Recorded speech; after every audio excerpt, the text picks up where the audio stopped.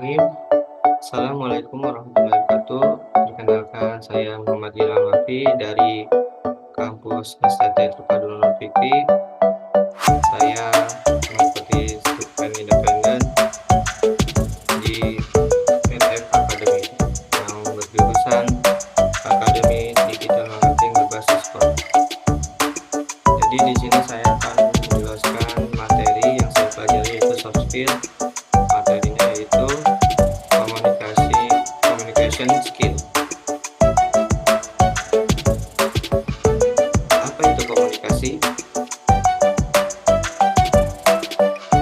Jadi komunikasi itu keterampilan yang melibatkan kemampuan seseorang untuk menyampaikan ide, gagasan, dan informasi dengan jelas, efektif, dan tepat kepada orang lain. Yang melibatkan berbagai aspek komunikasi, baik secara verbal maupun non-verbal. Cara mencakup kemampuan mendengarkan, bertanya, memberikan umpan balik, serta berinteraksi dengan orang lain secara efektif. Selanjutnya itu menurut para ahli, apa itu komunikasi?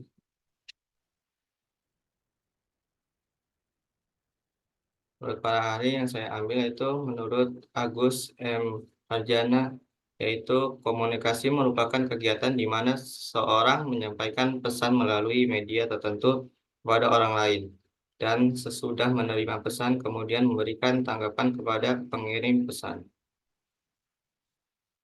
Selanjutnya itu ada 3 prinsip dasar komunikasi. Yang pertama, setiap orang itu unik. Yang kedua, manusia cenderung menyukai orang yang sama dengan dirinya sendiri. Yang terakhir, komunikasi untuk mengubah respon, bukan mengubah orang lain. Selanjutnya, model komunikasi yaitu ada 2, intrapersonal dan interpersonal.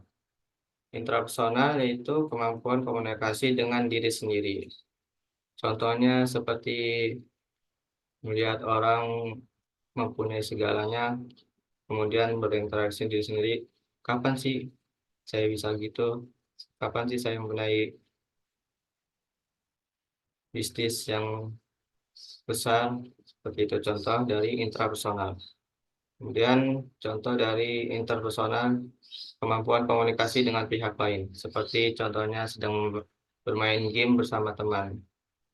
Saling berkomunikasi, memberikan arah, dan seperti itu komunikasi secara interpersonal, kemampuan komunikasi dengan pihak lain.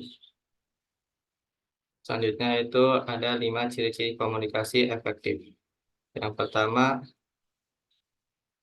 yaitu memiliki tujuan dan topik yang jelas. Seperti komunikasi efektif dimulai dengan memiliki tujuan yang jelas, baik itu untuk memberikan informasi, memecahkan masalah, atau mempengaruhi pendapat. Topik yang jelas dapat membantu semua pihak terlibat dalam komunikasi untuk fokus pada pokok pembicaraan tanpa kebingungan atau penyimpangan. Yang kedua, komunikasi terjaga atau pada jalur on konteks. Ya, contohnya seperti ini berarti komunikasi tetap berada pada jalurnya sesuai dengan konteks yang diberikan.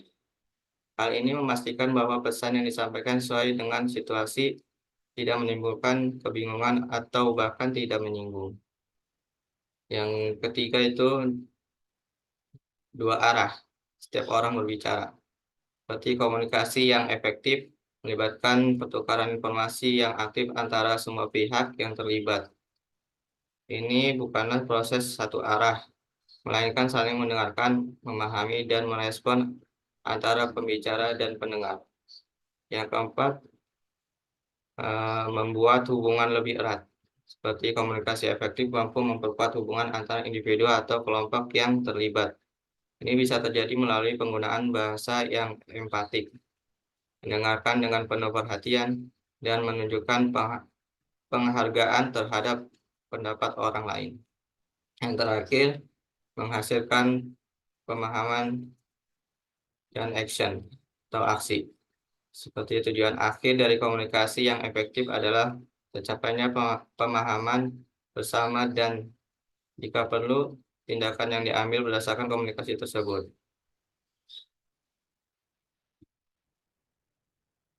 Selanjutnya itu kesimpulan. Jadi kesimpulannya, keterampilan komunikasi yang baik merupakan aspek penting dan dalam banyak bidang kehidupan, termasuk pekerjaan, hubungan pribadi, dan situasi sosial lainnya. Kemampuan berkomunikasi dengan baik membantu orang membangun hubungan yang kuat, memecahkan masalah, memfasilitasi kolaborasi, dan mencapai tujuan yang bersama. Mungkin sekian dari saya, kurang dan lebihnya mohon maaf. Wassalamualaikum warahmatullahi wabarakatuh.